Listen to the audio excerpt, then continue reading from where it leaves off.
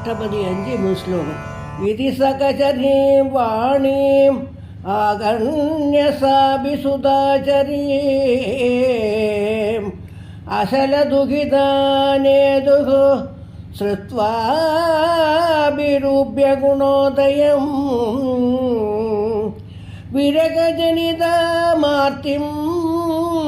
दूरीचकारकृति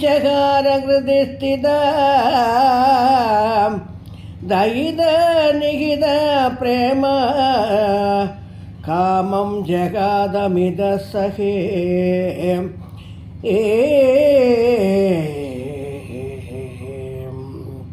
जलरुघशिखर विराजित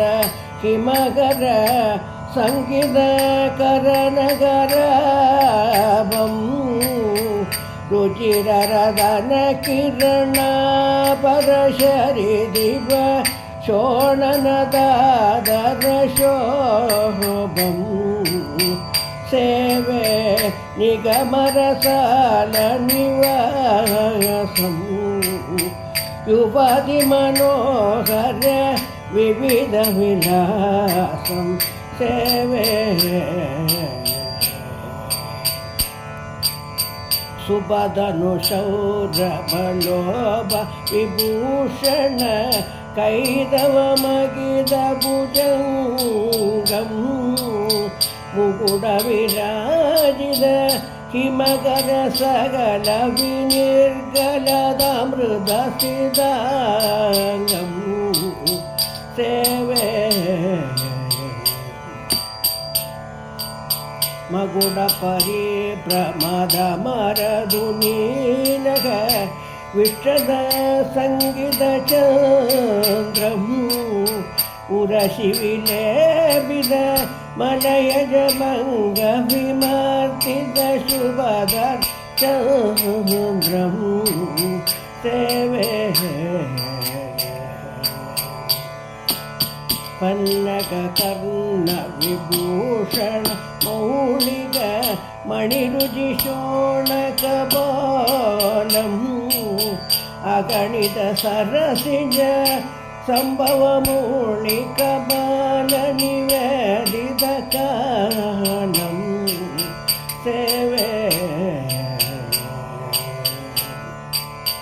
हरिधनुबालसुरेशपदोनदिम् उभमनदो विचरन्दम् अनवधि महिमशिरन्दनमुनि हृदयेषु सदा विहरन्दं सेवे नारदपर्वतवरमुनिकिन्नर तन्नुतस्वैभवजातम्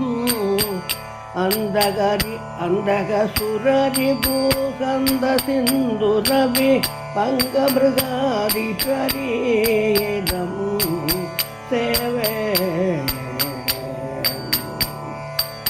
विषयविरद विमलाशय कोशमहादनचरणसरोजम् कनदर निजतनु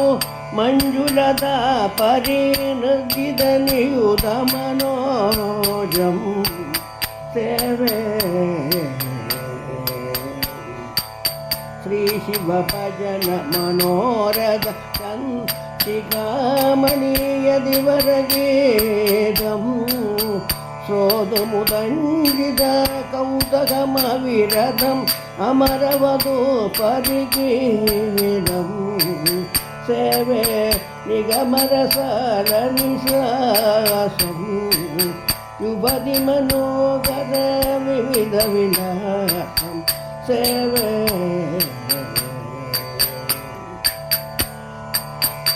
हर नमः पार्वती पदये हर हर महादेव। श्री चंद्रशेखरेंद्र सरस्वती सद्गुरु महाराज की जय।